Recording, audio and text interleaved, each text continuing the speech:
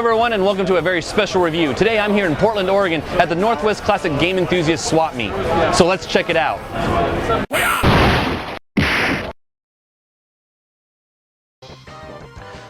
Every year PRGE and NWCGE get together and set up the NWCGE Swap Meet. Vendors from all over bring their best and sometimes oddest items to sell. Though it's just for one single day, everyone that attends treats it like another PRGE. There's fun, wheeling and dealing, and as always, tons of excitement. And in celebration, I'm going to be reviewing a fun hack of Balloon Fight. It's called Balloon Fight Iwata Edition, with Satoru Iwata as the main character. If you don't know who he is, then you need to look no further than your own childhood. Satoru was born in Sapporo, Hokkaido, Japan on December 6, 1959. In 1980, while attending university, Satoru began working with HAL Laboratory despite his family's opposition against his passion. By 1983, he was in charge of HAL software production coordination and began a relationship with Nintendo. This allowed them to produce games for the newly released Nintendo Entertainment System. He shortly began work on a number of games, including the NES port of Joust, the Kirby games, and eventually Earthbound. In 2002, Satoru became the new president and CEO of Nintendo. He began sending Nintendo into a new direction, where he wanted to focus on improving the experience and gameplay, opposed to solely focusing on graphics and visuals.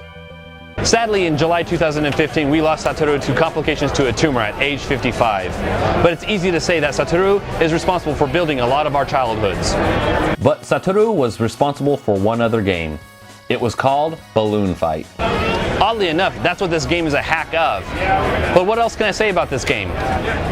You know what? I don't have to say anything. I got someone to say it for me.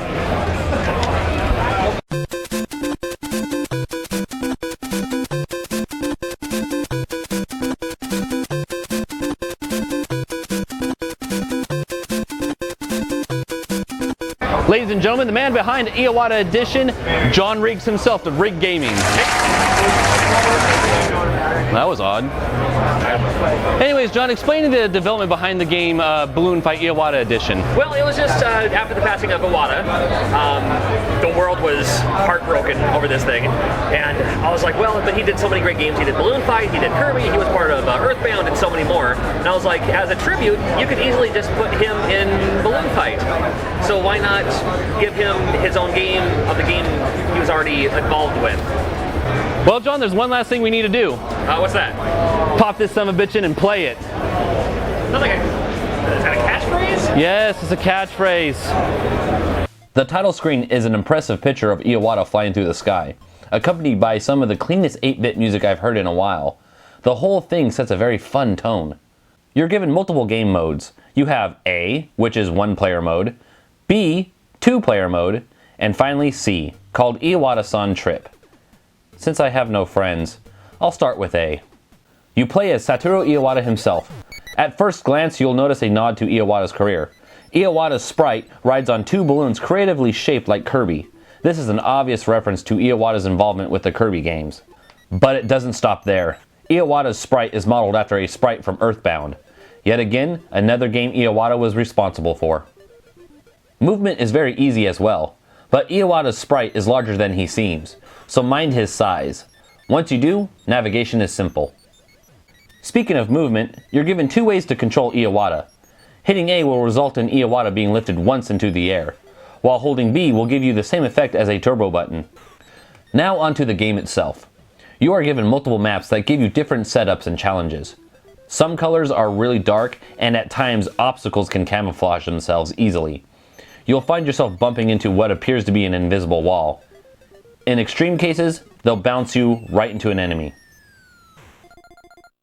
The object of the game is simple. Try to pop your enemy's balloons and then knock them out afterwards. Of course, you're given multiple ways to eliminate an enemy, and you need to do this without having both of your balloons popped. After 2 hits, Iwata is done for and will fall off the screen. When you pop an enemy's balloon, they'll parachute, then float to the ground and begin somewhat of a cooldown period before blowing up another balloon and getting back into the fight. You can descend down and hit them during this cooldown period. If you're fast enough, you can hit the enemy's parachute immediately after popping their balloon, giving you a quick kill. So it's just balloon fight with Iwata in it? That's, yeah, pretty much. So no gameplay changes to the programming? No. No changes to the game physics? No. Nothing to make the game more slightly crappier than the original game? No, it's a perfect game. You know you're not giving me much to bitch about. Sorry. Thanks.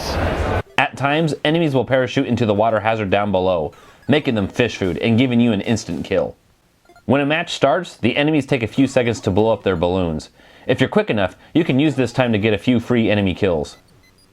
Periodically, bubbles will ascend, and if you pop them, you're given bonus points. As levels progress, enemies get harder and the landmarks change, making the level more difficult to navigate.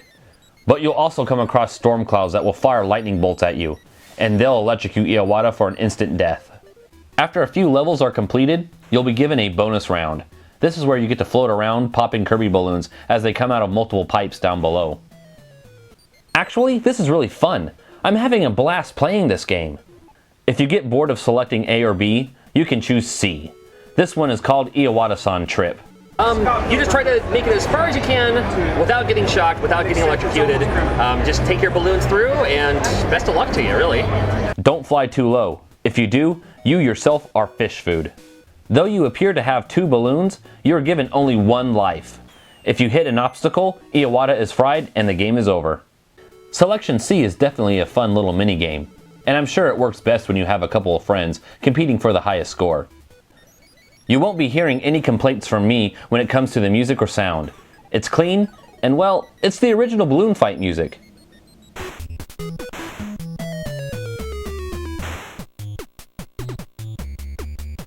My final verdict, it's a fun game. And honestly, it's the same game as the original balloon fight, so the controls are no different. It's fun to play, it's addicting, and I couldn't even put it down. And there's a lot of nods to Iwata's career that John put in himself. It's kind of fun to see that he's floating around with an Earthbound sprite and a Kirby balloons. It was an unfortunate reason to make this game in the first place, but I'm glad it's out there, and it's fun. If you get the opportunity, play this game, but keep in mind you may not be able to put it down.